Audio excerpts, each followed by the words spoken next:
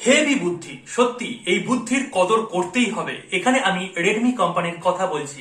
তাদের অসাধারণ বুদ্ধি, এই বুদ্ধির কদর সকলকেই করতে হবে।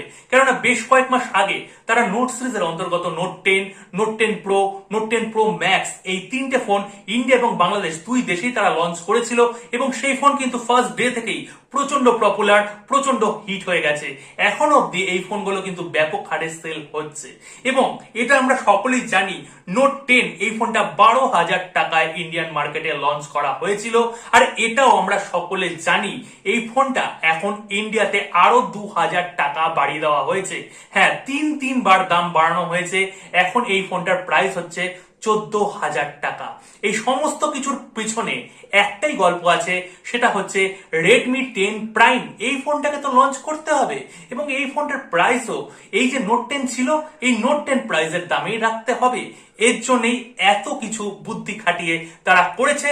এখন মুহূর্তে কিন্তু রেডমি 10 প্রাইম এই ফোনটা ইন্ডিয়ান মার্কেটে আজকে ফাইনালি লঞ্চ হয়ে গেল এবং এই ফোনটার প্রাইস করা হয়েছে সেই নোট 10 প্রাইসের মতনই 12,499 টাকা।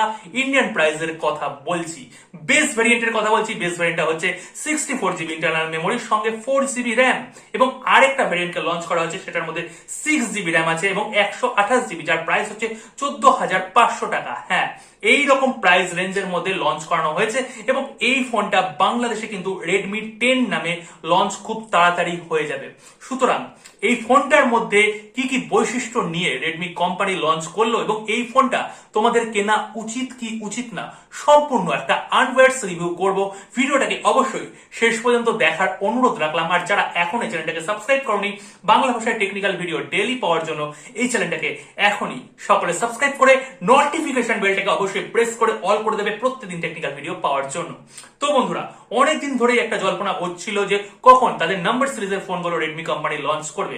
ফাইনালি আজকে কিন্তু লঞ্চ হয়ে গেল এবং আমি অনেকদিন আগেই বলেছিলাম যে 3 সেপ্টেম্বর ইন্ডিয়াতে লঞ্চ হচ্ছে রেডমি 10 প্রাইম। তোমরা অনেকেই জানো এই ব্যাপারটা। যাই হোক না কেন, এই যে 10 প্রাইম এই ফোনটা যে লঞ্চ হলো, এই ফোনটার যদি ডাইরেক্ট আমি স্পেসিফিকেশনের কথা বলি, এখানে ডিসপ্লে সেকশনে তারা 6.5 ইঞ্চির একটা full HD plus IPS panel দিচ্ছে। হ্যাঁ, আইপিএস প্যানেল দিচ্ছে এবং এর মধ্যে কিন্তু অ্যাডাপটিভ রিফ্রেশ সাপোর্ট রয়েছে।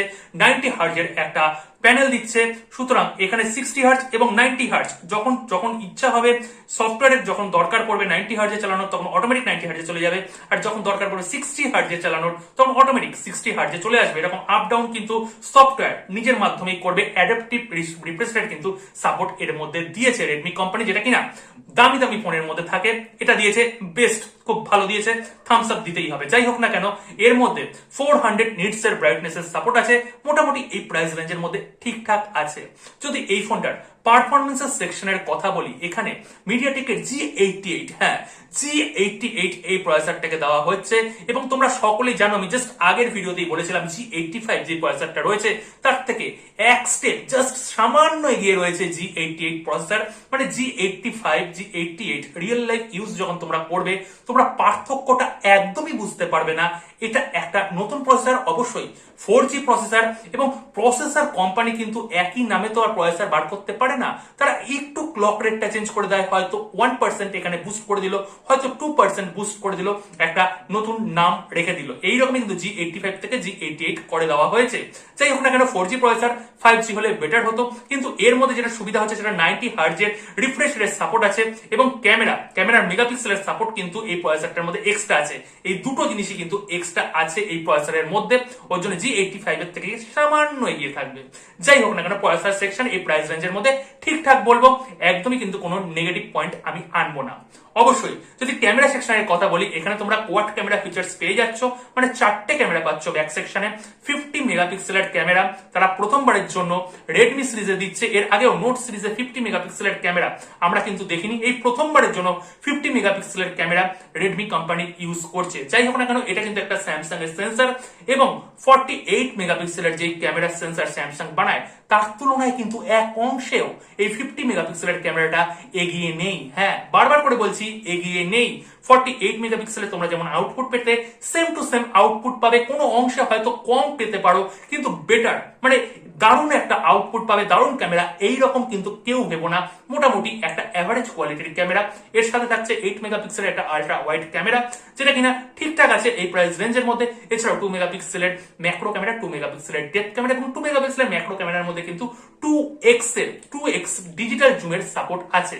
মোটামুটি ক্যামেরা ফিচার্স ঠিকঠাক আছে যদি অপটিমাইজেশন ভালো করে, কিন্তু রেডমি এই ফোনটার ক্ষেত্রে অপটিমাইজেশন কিন্তু ঠিকঠাক করেনি। যেইভাবে ক্যামেরার আমাদের কোয়ালিটি পাওয়া উচিত সেইভাবে কিন্তু আমরা ক্যামেরার কোয়ালিটি পাচ্ছি না এই ফোনটাতে।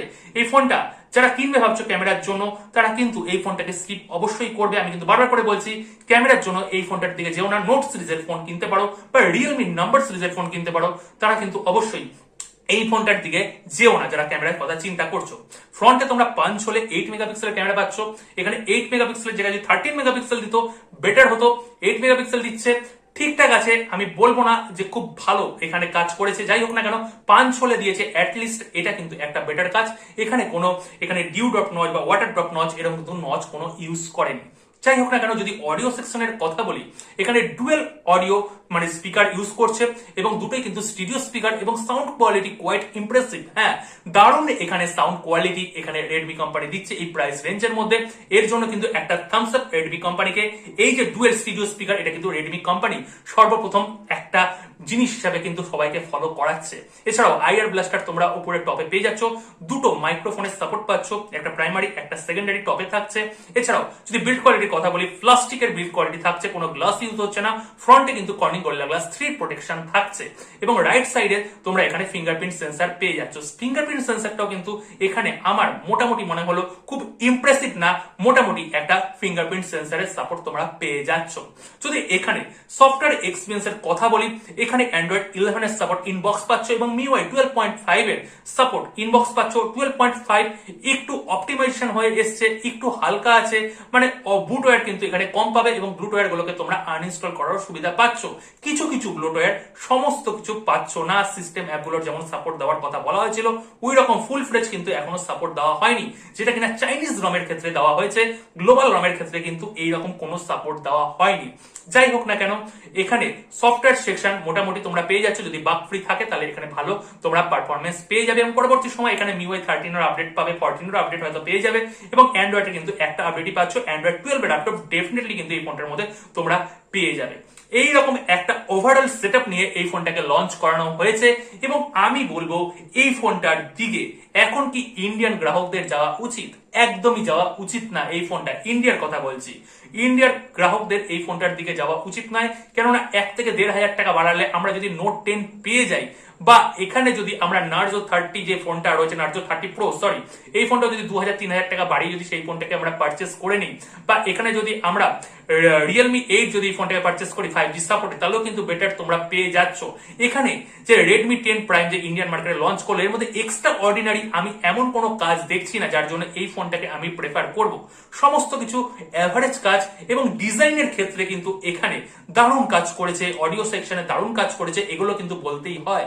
সুতরাং যারা ভাবছিলে যে এটা 50 মেগাপিক্সেলের নতুন সেন্সর পাচ্ছ, ক্যামেরা কোয়ালিটি অবভিয়াসলি ভালো হবে, এইরকম চিন্তা ভাবনা করে এই ফোনটার জন্য ওয়েট করে রয়েছে, তারা কিন্তু ভুল। এই ফোনটা ক্যামেরার জন্য কিনতে যেও না। মোটামুটি তোমরা যে ডিসেন্ট পারফরমেন্স চাও, মোটামুটি ক্যামেরা পারফরমেন্স, মোটামুটি পারফরমেন্সের ক্ষেত্রে ডিজাইন দারুণ চাও এবং অডিও কোয়ালিটি দারুণ চাও, তারা অবশ্যই এই ফোনটার দিকে এগোতে পারো। এবং বাংলাদেশের বন্ধুদের জন্য কিন্তু সেম টু সেম একই কথা। এবং বাংলাদেশের প্রাইসটা দেখতে হবে কত তারা লঞ্চ করে। ধরা হচ্ছে 16,000 টাকার মধ্যে তারা লঞ্চ করে বা 15-16 এইরকম প্রাইসের মধ্যেই লঞ্চ করবে, তাহলে কিন্তু একটা ভালো চয়েস হতে যাচ্ছে। যদি এই ফোনটার প্রাইস আরো 1-1.5 হাজার বেড়ে যায়, তাহলে কিন্তু আমি রিকমেন্ড করবো না বাংলাদেশ বন্ধুদের জন্য।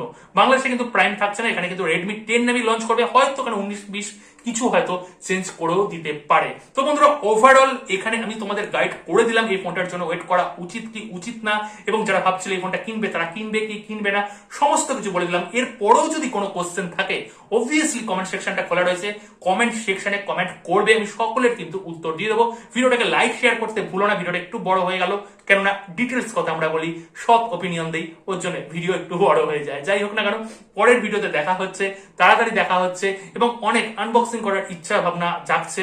পরবর্তী সময় তোমাদের জন্য ভালো ভালো আরো ভিডিও নিয়ে আসবো। সাথে থেকো, পাশে থেকো। নমস্কার।